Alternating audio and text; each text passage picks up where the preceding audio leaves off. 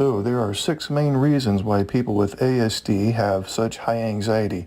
Number 1, limitations in generalizing from one situation to another often contributes to repeating the same social gaffes. Number 2, limitations in their ability to grasp social cues and their highly rigid style act in concert to create repeated social errors. Number 3, many experience the discomfort that comes from somatic or bodily responses that are disconnected from events and experience. Number 4, the lack of empathy severely limits skills for autonomous social problem solving. Number 5, the social challenges of ASD make it difficult for people with the disorder to develop coping strategies for soothing themselves and containing difficult emotions. And number 6, there is sufficient grasp of situations to recognize that others get it when they do not. One might be emotional reasoning. This is where the person makes decisions and arguments based on how he feels rather than objective reality. I'm a big believer in using emotions as your gauge, but you need to use emotions as your gauge in combination with rational thought. So in the event that the ASD guy is totally operating on logic, that's dangerous. And you have run into many cases where your NT wife operates totally on emotions, that's equally as dangerous. So one of the things that I do when I start using emotional reasoning, because it feels this way, therefore it is this way, I go, wait a minute, no. What's the logic behind there? What's the reality that's going on? And I do this daily. I will do this daily. In the moment, when I'm starting to let my emotions dominate, or I'm operating on 99% emotions, 1% logic, I quickly go back and go, okay, what's really going on here? And what I do is I try to put myself in the other person's shoes and look at it from their angle. And when I do that, I realize, okay, I probably was making too much out of this. That's one of my favorite self-talk phrases right there. I'm probably making too much out of this. Another favorite phrase of mine, a go-to phrase when I'm trying to erase the distortion is, I think I'll just mind my own business instead of trying to predict other people's motives. That's a big one with me too. Your wife is probably no doubt an intuition expert. Mm-hmm. And she can read your facial cues, even though you may think you might not be divulging anything with the nonverbal language facially, but she will read one eyebrow that's raised a little weird, or a little voice inflection has changed because she can tell that you're upset. You don't have to do much in the way of body language or voice inflection. If it's different than the normal, which she knows what normal is, and you don't have to reveal much information because she can pick it up in the wind. With mind blindness, that ability is severely compromised, where it's hard for me to imagine what another person might be thinking or feeling. To oversimplify, although this captures it well, it's a problem with imagination. She can watch a movie unfold, and let's say it's a romantic movie, and she will be able to predict or imagine the outcome based on limited information. That's why I tell these NT ladies they have to be concrete. He doesn't have the intuition and ability to peel himself out of his skin, crawl into your skin, and look out of your eyeballs and know what you're thinking and why you're thinking that way, and totally understand why you would have a particular opinion or perspective on something. He doesn't have that level of talent like you do, the NT wife. Literal thinking in people with ASD is a cognitive characteristic that influences their perception, understanding, and communication. Now, unlike neurotypical individuals, people on the autism spectrum often have difficulty grasping abstract concepts and figurative language and tend to interpret information in a concrete and very straightforward manner. One of the defining features of literal thinking in people on the autism spectrum is the tendency to take language at face value, which can lead to challenges in understanding metaphors, sarcasm, and idiomatic expressions. Also, people with ASD level 1 may have trouble discerning non-literal meanings in social situations, which can impact their ability to navigate everyday conversations and comprehend implicit cues. This literal-mindedness can contribute to social misunderstandings and difficulties in forming and maintaining relationships. In educational settings, Literal thinking may pose obstacles to comprehension of instructional materials that rely on abstract or metaphorical language. Now, it's important to note that literal thinking is not a universal characteristic of all people on the autism spectrum, as the cognitive profiles of people with ASD can vary widely. While literal thinking is more commonly associated with autism, it's not exclusive to this population and can be observed in people without autism as well. If I have mind blindness, I'm not going to understand other people's opinions and motives and behaviors. And so he would have a hard time understanding why you would have a differing opinion. He would have a hard time understanding what you might be thinking and what your motives are. Alexithymia is simply emotions blindness. And so if I have emotions blindness, I'm going to be out of touch with my feelings. I'm going to be out of touch with my NT wife's feelings. And even when she tells me how she feels, I would have the thought, why would you feel that way? And if you ever say to him, well, I feel this way about such and such, and you, being as intuitive as you are, expect him to know what he's supposed to do based on how you feel? Nope. Not gonna work, ladies. So guys, one of the complaints that your NT wife might have is that you don't engage in give and take in conversation. She may be sitting there in the same room as you and say something, and then you don't respond because you're not sure if it's something you should respond to. You may be thinking, well, that wasn't a question. It was just a random statement that doesn't require any kind of response from me. So here's the deal, guys. Anytime she says something, she's wanting a response. Every time she says something, it would be helpful if you would respond. And if you want to go the extra mile, not only just respond to her statement, but try to keep the conversation going. So if she makes a statement and you think it's just a random comment that does not even really requiring a response, it requires a response. So respond, go the extra mile, and try to stretch that out into an actual give and take of conversation. You can ask an inquiring question to keep the conversation going. I cannot express to you guys how much this is important because this is one of the main things that gets in the way of her feeling like she's getting emotional reciprocity. She will say, well, I say something to him, I get no response. Just silence. I get the silent treatment a lot, talking to myself. I might as well be a potted plant sitting in the corner with no opinions and no wants, needs, desires, expectations, and so on. One very common problem for people on the autism spectrum is difficulty adjusting to new situations. People on the autism spectrum need a steady routine and a familiar, consistent environment because it helps them to stay organized and to know what to expect or how to act. So they rigidly stick to old habits, and their rigidity often results in obsessive and/or compulsive thoughts and behaviors. While there are many reasons people on the spectrum resist change, most of these reasons have a common source, namely fear. Now, these fears are often related to loss associated with the change, as all change involves loss at some level. So here are some typical reasons for resistance to change. Resistance can stem from perceptions of the change that people with ASD hold. For example, those who feel that they'll be worse off at the end of the change are unlikely to cooperate. Also, change gets these individuals out of their comfort zone. When we talk about a comfort zone, what we're really talking about is a routine. And people on the autism spectrum love routine because it helps them feel safe and secure. So there's bound to be resistance whenever change requires them to do things differently. Next point, don't mistake compliance for acceptance. People on the spectrum who are overwhelmed by continuous change may resign themselves to it and go along with the flow, but even though you may have them in body, you do not have their hearts. Thus, motivation to cooperate is going to be low. Also, when these individuals don't trust in their ability to cope with change, resistance often results. This may be related to their experience of change in the past. They had to make change back in the day that was very distressing, so today they view most change as distressing. Next, misunderstanding about the need for change may result in resistance. If the person doesn't understand the reasons why things need to be done differently, you can expect resistance, especially if he strongly believes the current way of doing things works just fine.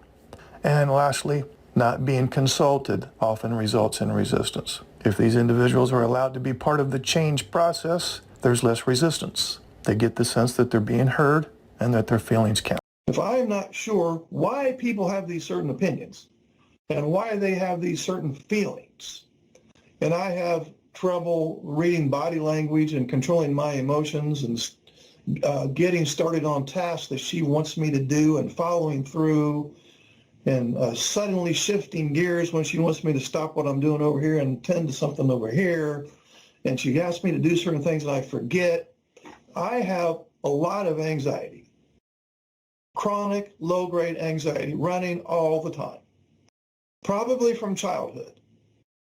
And since it's gone on for so long, you don't have anything to contrast it with. So if you've been chronic low-grade anxiety since age 4, and now you're 44, you wouldn't know whether you have it or not, because it's like, it's like somebody who's been depressed for 30 years and you ask them if they're depressed. I don't know. This is just the way I've always been. I just thought this was normal. So with these 4 things now, mind blindness, emotions blindness, executive function, and anxiety, I would have a lot of unpredictability in my life. A lot. So what do you do if you have a bunch of unpredictability? You try to create as much predictability as possible. How do you do that? Probably have a routine that you really are fond of. Probably crave routines, quite honestly. You love structure. You have rules, some of which are hidden rules that you're aware of in your head, but maybe you don't necessarily share it with anybody.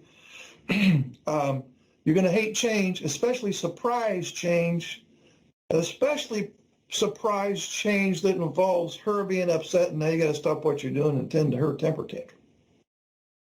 Okay?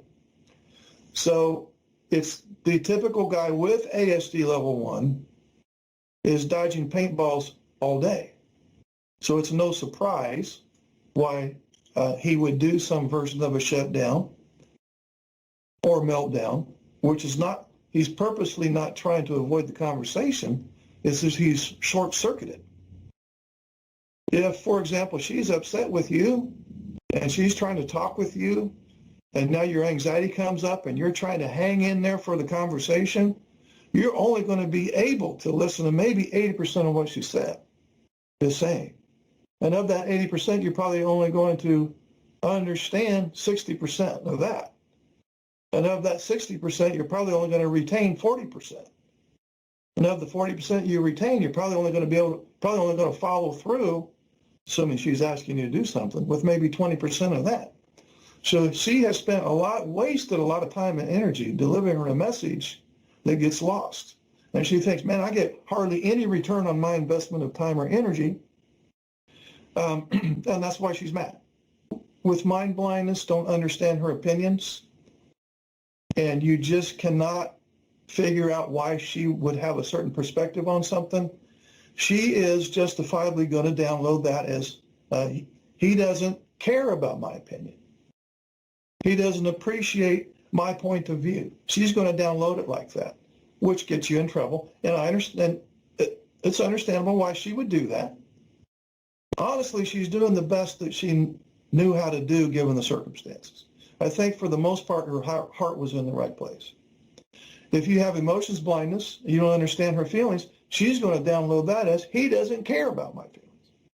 If you have some of these executive function deficits, for example, maybe the working memory thing, and she's asked you to do something and you have agreed to do it, and then later on you forgot to do it, she's going to download that as the things that I ask him to do are not important. His special interest, his work's more important than what I'm asking him to do or need him to do. And with anxiety, the way you try to reduce your anxiety in the heat of the moment is do some version of a shutdown or meltdown. And she's going to download that as, we'll use the shutdown as the example, where you bail out the conversation and you may not even speak to her for 2 or 3 days. She will download that as he doesn't want to work on our problems. He doesn't care that we're having issues. And so the problems are just piling up there in the closet, and we can't work on anything. And so she's going to download that falsely as well. And I'm not chastising her. She doesn't know what the hell's going on unless she's been following some YouTube videos and doing a lot of research, which I'm guessing many of your NT wives are fairly up to speed on this stuff. And if they're not, share this video with them, because then they will be. It's nobody's fault. You didn't sign up for, if you have ASD level 1, you didn't sign up for it, but I have to say the same thing about her. Her false assumptions, which she's made all over the place.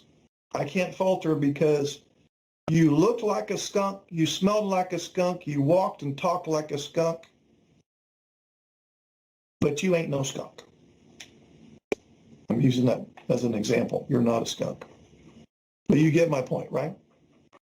See, here's the deal, guys. With ASD level 1, we can simplify it and call it a disorder of social and emotional skills. When it comes to dealing with people where there is a requirement to have high social skills. So she's way up here. She's emotionally and socially and super intelligent. She's way up here with social and emotional skills. She's way up here with social and emotional needs. You're down here. Your social and emotional intelligence is low. Your social and emotional skills are low. Your social and emotional needs are way low. I'm not calling you stupid. You're probably smarter than me. But you make up for that because you're high in logic. That's your saving grace. And there's a lot of more positives that come with ASD level 1 than negatives that don't, if you have ASD level 1, a male with ASD level 1, you will have more skills than some NT males. You'll be able to think in pictures, you'll be able to systematize, you'll be great with logic. The list goes on and on and on. But on that note, sometimes the logical brain can be overly logical. And an overly logical brain, which you probably have done this sometimes, is an overthinking brain. And an overthinking brain is a brain that will tend to get stuck on one detail and have a hard time seeing the big picture. So it's not altogether a saving grace, but the other 90% of the time your logic is. So she's way up here with social and emotional intelligence. You're kind of way down here. You're high in logic. She has some logic, of course, but she's not up there with you. And I'm not saying you have no social skills, and I'm not saying you have no emotions. That's not what I'm saying. But I'm saying when it comes, you probably function fine at work. You probably, by all rights, pass as a neurotypical in most other domains of life. But when you deal with her, that's when you're at your weakest, because you're dealing with a significant other where a high level of social and emotional literacy is required. You're at your weakest with her, trying to relate to her. And you're especially at your weakest with her when you're trying to engage in some kind of conflict resolution. She, again, was trying to do the right thing. She thought she was doing the right thing. She was desperate to recruit you back in to be the team player and to connect. But as her method, though, ends up driving you away, so she's getting the opposite effect as what she wanted. She's actually pushing you away when she was trying to pull you in. And you may have experienced this, which happens after this little chase goes on for a period of time. She stops chasing. She stops chasing.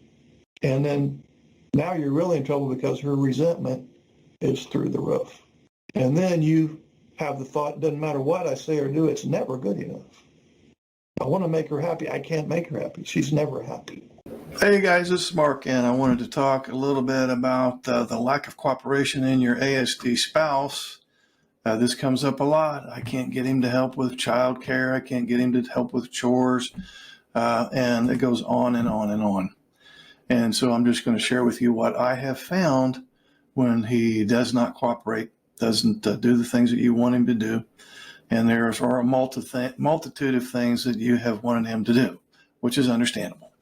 So one of the things that happens when he does not seem to want to cooperate with you is there's some fear going on.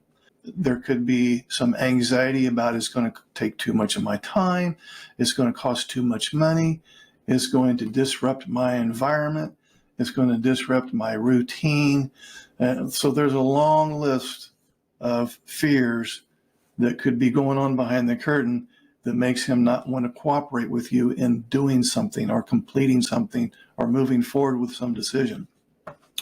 Second thing I run into is he doesn't understand how important it is to you, the NT wife. Okay, so you may want to come up with a scale of 1 to 5, 1 being It makes the list, but it's not terribly important or emergent. 5 is this is critical. This is super important, and the sooner the better. So those things that you need his cooperation on, at least give him a scale of 1 to 5 so he'll know how important it is to you. Sometimes he doesn't follow through because he doesn't understand that it's that important to you. He'll understand numbers, okay? And then the third one that I run into, and really the last one, is, and this is the most unfortunate one, he does understand how important it is to you, at least cognitively, if not emotionally. But his agenda is more important than yours, and his agenda takes precedence. So in this case, in the third case here, there's no fear necessarily going on.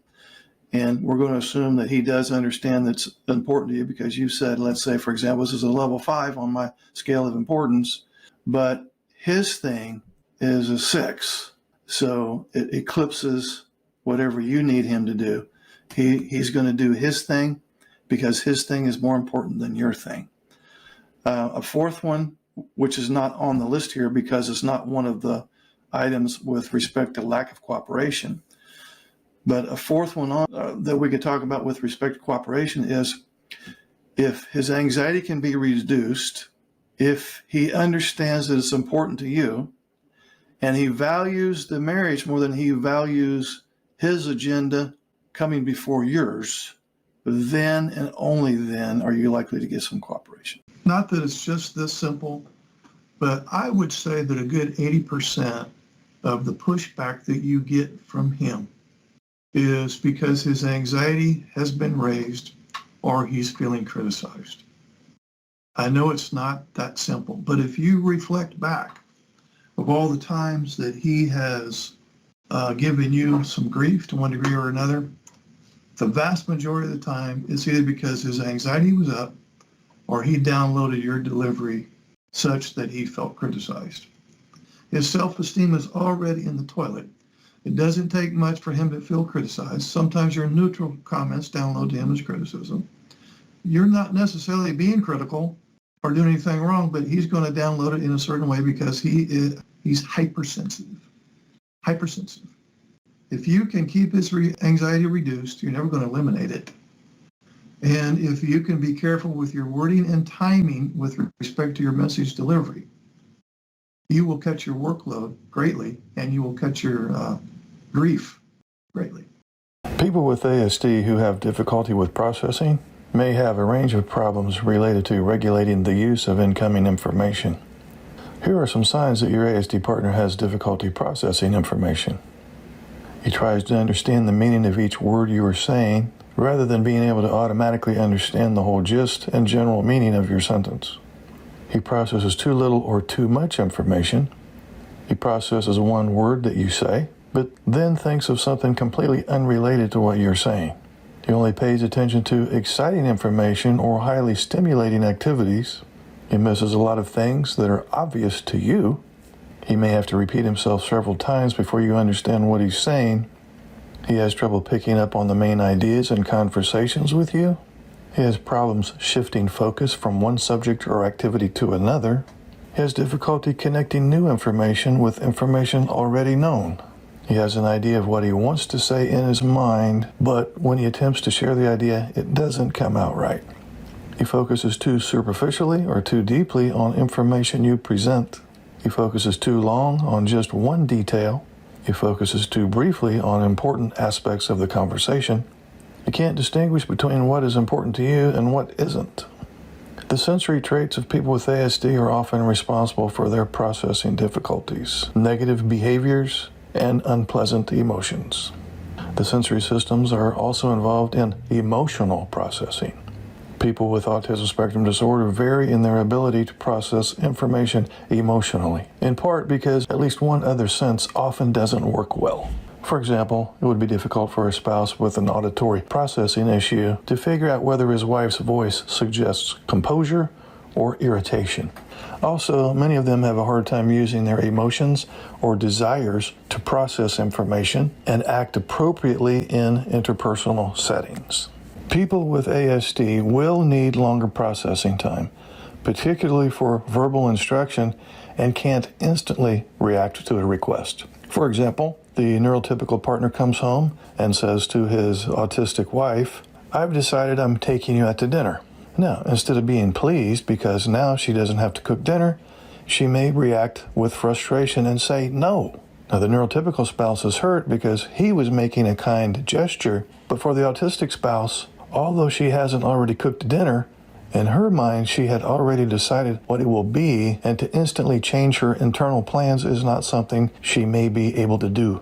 Instead of springing a last-minute change on the autistic partner, a better strategy could be for the neurotypical spouse to call her at work earlier in the day saying, "What would you think about us going out to eat dinner tonight?" The autistic partner might need to adjust to the idea, and by the time the neurotypical partner meets her at home, she has warmed up to the idea. She simply needed that adjustment time. This is even more crucial when it comes to more serious decisions, such as those related to children or money. An effective strategy is to approach the spouse with ASD, suggest an idea, and then leave it there and wait for him or her to reply back, perhaps even days later. Now, this allows both spouses to carefully consider the implications, and over time, spouses can learn to trust they will not be pressured into making a decision they don't feel comfortable with. Taking the extra time eliminates the tension, often resulting in arguments. Maria came home to a pile of laundry still sitting on the couch. She had asked her husband, Alex, to fold it earlier. Frustrated, she snaps, "Why is this still here? I asked you hours ago." Alex looked up, startled. "I was going to do it later." Maria felt dismissed. Alex felt attacked. What seemed like a simple task became another round of hurt feelings. The issue wasn't laundry, it was the deeper clash of needs. She wanted reliability, he needs flexibility. Without routines that worked for both, every small task became a trigger. That's why daily life feels so heavy in a neurodiverse marriage. For the wife, the mental load, in other words, remembering everything, feels like a second job. When he forgets chores, it's like disrespect. She feels like the project manager, not an equal partner. For the ASD husband, executive dysfunction makes task initiation and switching hard, and requests often sound like criticism. And he may intend to do it later, but time slips away, and constant reminders leave him feeling like a failure.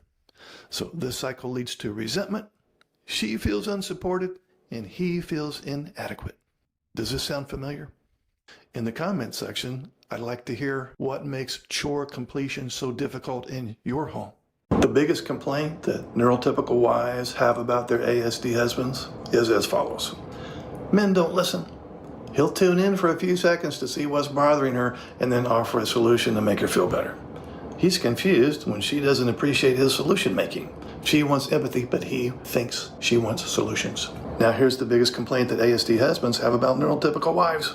Women are always trying to change them. She feels responsibility to assist him in growing and tries to help him improve the way he does things. When she tells him what to do, she thinks she's being nurturing, but he feels like he's being controlled. He wants her acceptance, but she thinks he needs correcting. I want to talk briefly about when you guys are trying to problem solve a relationship issue. She will tend to look largely through the lens of emotion, which that's how she's wired. There's nothing wrong with that. He will tend to look through the lens of logic mostly when he's trying to figure things out and problem solve. That's the way he's wired. Nothing wrong with that. And I'm talking about the neurodiverse couples here. As much as this might be a turnoff to the NT wife, when you come back and everybody's calmed down, we're talking about problem solving relationship difficulties. You're going to have to treat it like a business meeting. If you want to get it anywhere with him, you're going to have to pretend like he's a coworker and that you are at the board in the boardroom and now going to conduct a business meeting. And in an ideal world, you wouldn't try to problem solve when you're upset anyway, because that never goes well. Because now both people are by default, especially him if he's bordering on a meltdown, totally irrational. And they'll come up with some ideas to problem solve which they think are rational, but they're totally irrational and they're laden with emotional background. And both parties have flashed back because at this point, you've argued for how many years? 5, 10, 15, 20, 30. And so each argument is weighs more than the ones that you had 10 years ago, because each argument, there's a cumulative effect. And it feels, even though the argument technically might be on a scale of 1 to 10 of 4 level of severity, it feels like a 9 because it's on the back of all the other arguments that didn't get resolved. Today I wanted to talk briefly to the guys out there with autism spectrum disorder and to try to help you make sense of what I think is the number one reason that for those of you who are having relationship difficulties with your neurotypical spouse, why that happens. So think of it like this, guys. You tend to be very task-oriented. You are probably somewhat perfectionistic. We might even go so far as to say obsessive with your special interest. So your special interest is important to you. It probably doesn't involve much in the way of social stuff. It probably has more to do with tasks, objects, things, facts, figures, and so on. And that's kind of how you connect with the world. That is kind of your passion. Your special interest is your passion, and it probably doesn't involve people. I doubt that there's any ASD men listening to this video that are social workers or people that involve themselves with other people a lot on their job, where there's face-to-face contact with other people. Your job is probably more to do with something along the line with engineering, computers, or whatever. So that's you. Your neurotypical spouse, on the other hand, she is relational and emotional. And so she gets a lot of her needs met through connections with other people. She is no doubt high in social intelligence, high in emotional intelligence. With the autistic brain, your social and emotional intelligence is a little low compared to your logical brain. So you're more high logic, low social emotional intelligence. She is probably not as high in logic as you, but she's very high in social emotional intelligence. And so her passion is to connect with people at the social level and the emotional level. So now you can see we have two diametrically opposed situations here, where we have the ASD man who is more object-oriented and task-oriented, and the NT wife, for example, who is more emotional and social-oriented.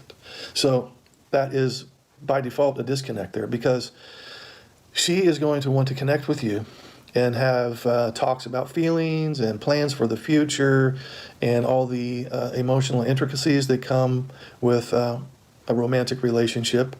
And that may be very foreign conversation for you. And if you have an autism spectrum disorder, as I mentioned earlier, you're a little low in the social and emotional intelligence. In fact, you could think of ASD as a disorder of social skills. So you're not really that much in tune with how you feel. And therefore, you're not that much in tune with how your spouse feels. And why would you? If I don't know how I feel or what's going on inside of me, I can't predict what you might be feeling. So I am a little in the dark with respect to how, if I have an autism spectrum disorder, I'm not sure how my neurotypical wife thinks, what she might be thinking, and then what she might be feeling based on her thinking, and then why she says and does the things that she says and does based on her feeling and thinking, and what her motives are, what her intentions are. I don't understand her opinions. When she gets emotional, a lot of that is nonsensical to me. And so I have this thing called mind blindness, and I'm not really sure how to empathize with her. It's hard for me to peel myself out of my skin and climb into her shoes and see things from her perspective. So what ends up happening is I disagree with her a lot because I simply don't understand her. It's not that I'm purposely trying to be selfish, uncaring, insensitive, narcissistic, probably all the other adjectives that you've been blamed for being. It's just I'm simply ignorant. I don't mean that in a negative way, but it's not just ignorance based on lack of education, it's ignorance based on mind blindness. And this other thing called alexithymia, which means, I just alluded to that a minute ago, where I'm just not that much in tune with my feelings. It's not like I'm purposely trying to be out of touch with my feelings. I'm not trying to be a psychopath or someone who is maliciously trying to be insensitive. That's not it. I just don't have the hardware to facilitate that type of deep connection that she wants. So therein lies the dilemma where, in summary, her passion has more to do with people, social, emotional connection. Your passion has more to do with facts, figures, objects. You're task-oriented. And so your passion is almost 180 degrees opposite from hers. And so now the dilemma comes, how can we find some kind of meeting ground? Because she's going to have her emotional and social needs met. You can't just hide over there in your man cave and be on the computer all day. If you've been doing that, that's why you're going through the struggles that you're going through with her. And she's not going to stop complaining. She's either going to hang in there and tough it out with you and keep complaining and keep slipping into depression and feeling isolated and alone, or she's just going to divorce your ass. Or I guess there would be a third option. She could get her emotional needs met elsewhere, which in essence would be she's cheating on you then, emotionally or physically. I don't typically see that happening much. I'm sure it happens sometimes, but that's usually not the option that the NT wife would take. What I see most often is she's just going to tough it out because she cares about the relationship. Because she is social by nature. So of course she's going to hang in there. So that is my little summary on why you may be struggling with your NT wife. But I do want to make a footnote here, and that is there's going to be a link underneath this video where you can join a men's only group. These men are either on the autism spectrum or they suspect that they probably would meet the diagnosis. And we will talk about some things that you can do such that you can maintain your passion and your special interest, but at the same time give your NT partner the indication that you actually want to connect with her passion. Okay? Thanks, guys. He feels unsafe and insecure in the relationship. This causes anxiety. He tries to reduce his anxiety. His anxiety reduction techniques cause relationship problems. And the relationship problems raise his anxiety, and then he feels even more unsafe. So the whole point of this little conversation here is, at any point along the trajectory there could be some type of intervention. Anxiety is the first thing that happens. So he can find anxiety reduction methods, some of which will not work for everybody. You know, something that may work for this guy won't work for this guy, but there are a ton of anxiety reduction strategies. So if you tackle that first thing, the anxiety, and he finds some anxiety reduction strategies, now he's not engaged in some of the more dysfunctional anxiety reduction attempts that cause relationship problems. So now you've intervened at the very front and tackled the second and third step in the sequence. So if the relationship problems are greatly reduced, then she doesn't have to have the talk as much. So now his anxiety is not increased as much. And so the cycle doesn't start over as frequently. And then when it does, it's not as severe. That's the big goal. That's usually what happens when everybody's working the program, is this cycle occurs less frequently, and then even when it does, it's less intense and problematic and lingers not quite as long as it did back in the day. Hey, this is Mark Hutton. Would you like to schedule a one-on-one Zoom call? Okay, it's so simple. Just look under any of my videos in the description area. Click on this Calendly link. Now you see my calendar. Pick your month, your day, any time that's available. Enter your name and email address. Then you'll get a follow-up email with the Zoom link on the day and time that you picked. And voila, we will talk.